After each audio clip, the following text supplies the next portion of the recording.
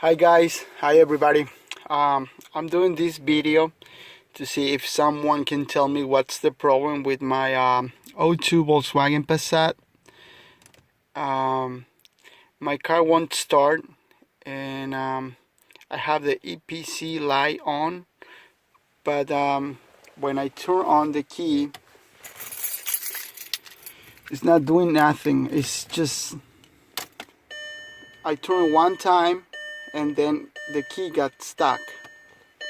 I can show you here. See? Car's not doing nothing. And the key got stuck now. If someone know what's going on,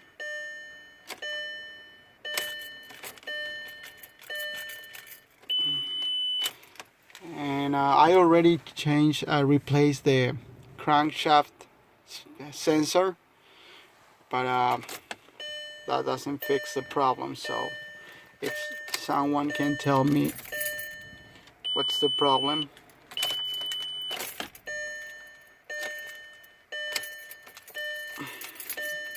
Thank you.